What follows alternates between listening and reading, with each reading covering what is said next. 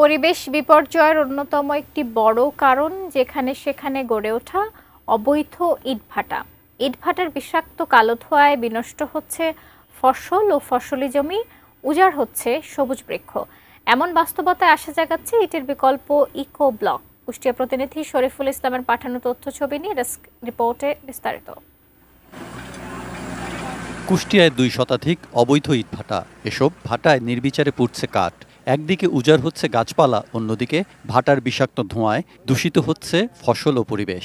দীর্ঘদিন ধরে ইটের বিকল্প হিসেবে ইকো ব্লকের কথা বলে আসছেন স্থপতি ও পরিবেশবাদীরা। কুষ্টিয়ার মিরপুর উপজেলার মির্জানগর এলাকায় গড়ে উঠেছে তেমনই একটি ইকো ব্লক তৈরির কারখানা। তরুণ উদ্যোক্তা রেজাউল করিম ইট ভাটায় পরিবেশ বিপর্যয়ের বিষয়টি বিবেচনা করে এ কারখানা গড়ে তুলেছেন। জানিয়েছেন, ইকো ব্লক শুধু পরিবেশ বান্ধবী নয়, টেকসই, মজবুত ও অধিক স্থায়ী। স্বাস্থ্যকর অল টাইম ফ্যামিলি কেক, সব সময় অল টাইম হেলদি লাইফ। 2027 সাল পর্যন্ত যে প্রজ্ঞাপন জারি আছে যে ইটের ভাটার কোনো আসলে থাকবে না, পোড়ামাটির কোনো ইট থাকবে না। তো সেই হিসাবে আমার আসলে এই প্রজেক্টটা করা। প্রতিদিন বাংলাদেশে ইটের যে চাহিদা, আমার মতো এরকম এখানকার মতো আরও 20, 50, 100 কুষ্টাতে তৈরি হলেও আমরা ভবিষ্যতে যাব। সরকারও চাচ্ছে যে আগে আমরা এই স্বনির্ভর করে নিই, পরে ওই ব্লকটা, ওই ইটটা আমরা বন্ধ করে দেব।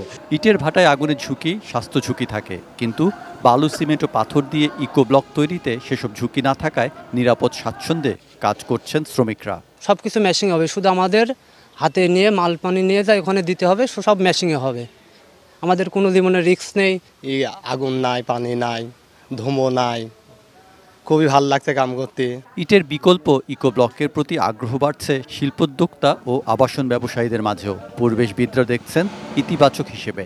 এইটা যদি আমরা অ্যাভেলেবল পাই, যদি আমাদের ক্রয় ক্ষমতার ভিতরে থাকে, তাদের সার্ভিসটা চাওয়া মাত্র দিতে পারে, সব মিলে যদি হয় তাহলে আমাদের জন্য ভালো, এর কোনো বিকল্প নাই। যদি আমাদেরকে পরিবেশ বাঁচাতে হয়, আমাদের ভূমিকে বাঁচাতে হয়, আবাদি জমিকে বাঁচাতে হয়, অবশ্যই ইটের বিকল্প আমাদেরকে নিতেই হবে।